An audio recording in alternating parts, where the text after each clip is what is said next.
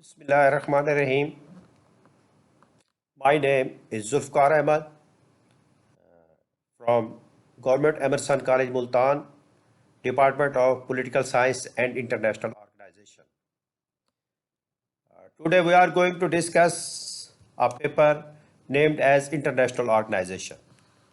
Paper code is PS407. Dear students, now let's start from our course contents. First of all, conceptual framework of IO. Conceptual framework of IO से क्या मुराद है कि IO के पीछे क्या concepts है, ये हमने डिस्कस करना है. Origin and development of IO, origin और डेवलपमेंट क्या है इसके बारे में डिस्कस करना है. League of Nation, first international organisation of sovereign states, League of Nation, इसकी formation, function and causes of failure discuss करेंगे. United Nation formation, function, aim and object. Second international organisation, United Nation, इसके बारे हम पढ़ेंगे. The role of United Nation in collective security, collective security में United nation का role. Preventive diplomacy हम पढ़ेंगे इसमें यूनाइटेड नेशन के हवाले से. एंड पीस कीपिंग ऑपरेशंस, इसके जो पीस कीपिंग ऑपरेशंस हैं. और लास्ट में हम पढ़ेंगे फ्यूचर ऑफ यूएनओ. ये हमारा टोटल जो है वो सिलेबस है जो हमने एक सेमेस्टर में डिस्कस करना है. नाउ मूव अहेड, अब हम आगे चलते हैं. तो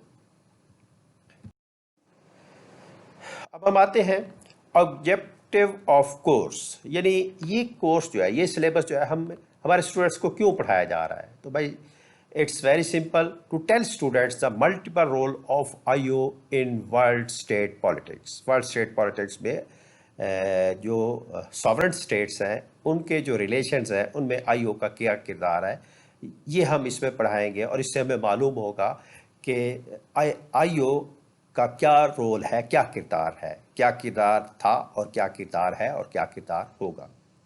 अब हम आते हैं अपने असल टॉपिक की तरफ. Conceptual framework of international organisation, यानी कंसेप्चुअल फ्रेमवर्क इसका क्या है इंटरनेशनल ऑर्गेनाइजेशन का, इसको हम थोड़ा सा briefly discuss करते हैं. In the discipline of international relation, international organization is frequently described as idealist in the sense that it minimize the element of conflict and emphasize the potentialities of harmony and cooperation in the relationship of states.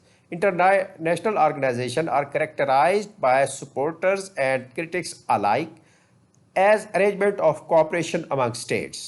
यानी यूँ कह लें कि इसका जो conceptual framework है उसमें क्या है कि ये एक आइडियलिस्ट किस्म की जो है ना तस्वर पेश करते हैं कि एक ऐसा माहौल होगा, एक आईओ के ज़रिए हम एक ऐसा माहौल क्रिएट कर देंगे कि जिसमें तमाम सॉवरेन स्टेट जो हैं वो एक दूसरे के साथ ताउन करेंगी, उनके दरमियान हारमोनी होगी और वो अपने मामलात जो है वो जंग की बजाय पुरअमन तरीके से हल करेंगे. उसके बाद आते हैं इससे पहले कि हम ये मालूम करें, before going ahead first we should know the definition and kinds of IO. तो डेफिनेशंस और काइंड ऑफ आईओज में सबसे पहले हम डिफाइन करेंगे ऑर्गेनाइजेशन को, फिर इंटरनेशनल ऑर्गेनाइजेशन को, and then type of organisation. उसके बाद हम आते हैं ऑर्गेनाइजेशन डेफिनेशन कि हमें मालूम होना चाहिए कि organization, what is organization? Herbert Simon defined organization as organization is a planned system of cooperative efforts in which each participant has a recognized role to play the duties and tasks to perform. यानी organisation से क्या मुराद है, organisation एक system है cooperation का जिसमें तमाम जो ये हम सिर्फ ऑर्गेनाइजेशन को डिफाइन कर रहे हैं. तो ऑर्गेनाइजेशन में वो लोग शामिल होते हैं, वो फ़र्द शामिल होते हैं, वो अफराद शामिल होते हैं, वो इस सिस्टम का हिस्सा बनते हैं जिनका मकासद में इश्तराक होता है, जो किसी ख़ास मकसद का कोई हसूल चाहते हैं. और उसमें जितने भी पार्टिसिपेंट हैं उनकी शमूलियत जो है वो रज़ाकाराना होती है और उनके ज़िम्मे जो ड्यूटी लगाई जाती है, जो उनके ज़िम्मे टास्क लगाया जाता है, वो उसको परफॉर्म करने के लिए हम वक्त तैयार रहते हैं. अब हम आते हैं इंटरनेशनल ऑर्गेनाइजेशन की तरफ. सेम इस तरह से इंटरनेशनल ऑर्गेनाइजेशन क्या है? What is international organisation? International organization is the process by which states establish and develop formal, continuing institutional structure for the conduct of certain aspects of their relationship with each other.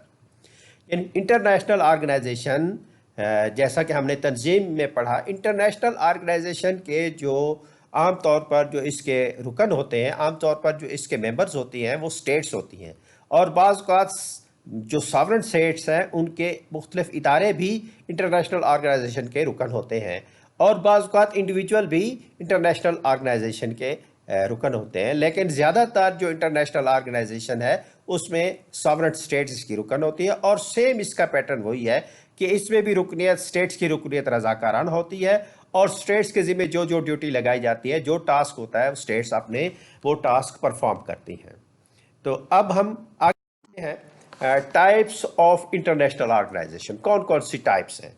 तो हमने पहले भी पढ़ा IGOs, international governmental organisations, यानी ऐसे organisation जो खालसन सरकारी होती है, इंटरनेशनल गवर्नमेंटल ऑर्गेनाइजेशन। उसके बाद INGOs, international non governmental organisation. ये जो इंटरनेशनल ऑर्गेनाइजेशन है इनको गैर सरकारी कहा जाता है। यूँ इसको हम सिंपली ये कह सकते हैं जैसे आम मफ़हूम में NGOs वगैरह हैं, वो NGOs जो कि इंटरनेशनली होती हैं वो इसमें शामिल होती हैं। उसके बाद है non profit organisations, non profit organisation और मल्टी नेशनल कॉरपोरेशंस। ये दोनों अक़साम जो हैं ये एज सच जो इंटरनेशनल ऑर्गेनाइजेशन है उसकी डेफिनेशन में नहीं आती, लेकिन चूँकि इनकी नवीयत या इनका जो स्ट्रक्चर है वो इंटरनेशनल ऑर्गेनाइजेशंस की तरह है, इसलिए इनको भी हम थोड़ा सा डिस्कस कर लेंगे। अब ये टाइप्स ऑफ इंटरनेशनल ऑर्गेनाइजेशन है, यहाँ पे सिर्फ आपको तारुफ कराना मकसूद था।